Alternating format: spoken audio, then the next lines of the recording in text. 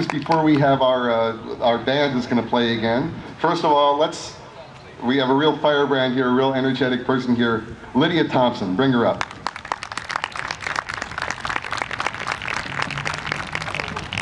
I'm George. I want to thank everybody for being here.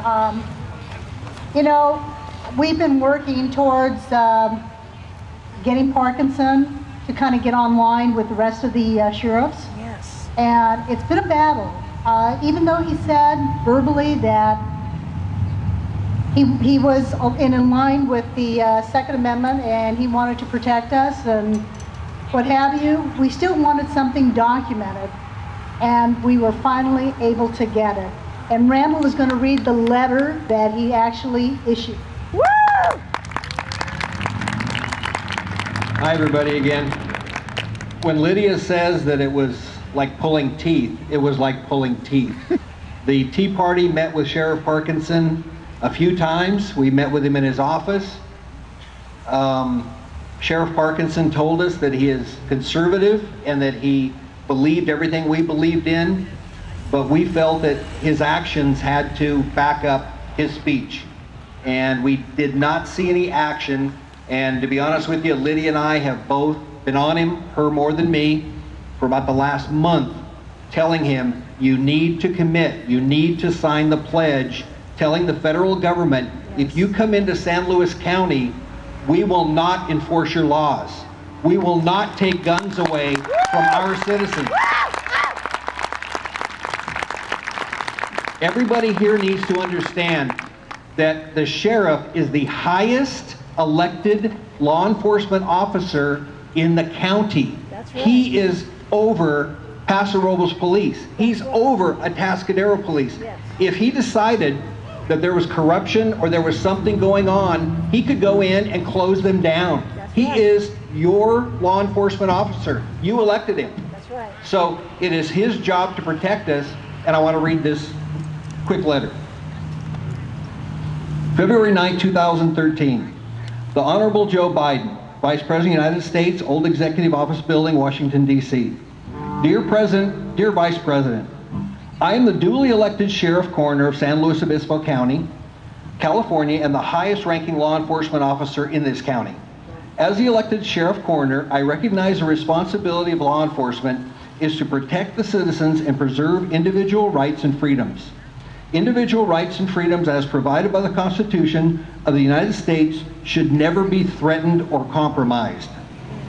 In accordance with the Constitution of the United States and the statute of the state of California, I believe that every law-abiding citizen has a right to acquire, own, possess, use, keep, and bear firearms under the Second Amendment. He goes on to say, I will not take firearms from law-abiding citizens and turn law-abiding citizens into criminals by enforcing gun control legislation that will not solve or prevent tragedy. California has some of the strictest gun laws in the nation, and I believe that we must continue to take steps to keep guns out of the hands of criminals. Yes. I'm not aware of other states' gun laws, but I am well versed on California law. Many people's first reaction after the tragedy, like what occurred in Connecticut, is to try to pass new, more restrictive laws and look for quick solutions, rather than address the real problem. I do not believe that passing more gun laws is a solution to this problem. Many of these shootings and many of these homicides in my county over the past few years have been related to mental illness. Yes. I believe that it's very clear that we must address and put more attention to the mentally ill and mental health system in this county, in this country. Our country's mental health system does not adequately serve the mentally ill or society. California's correctional facilities have become de facto mental health institutions, as have the prisons and jails in many other states.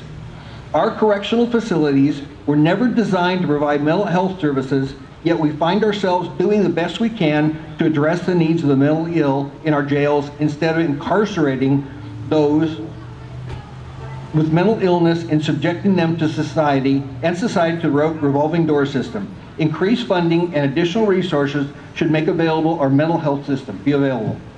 If we are to avoid future tragedies, and more fully protect the public, mental health issues in the context of gun ownership must be central to the national discussion. I ask that you put our efforts into areas that can be successful in preventing tragedy rather than efforts that are simply reactionary and cosmetic. Yes. Respectfully, Ian Parkinson, Woo! Sheriff Coroner, San Luis Obispo County. We have copies of the letters over here. Come up, take a copy, keep it, read it. It's very historic. We also have 5 more minutes until our raffle. So anybody that wants to go buy a ticket, they're $20 each. We have to raffle off that gun in 5 minutes.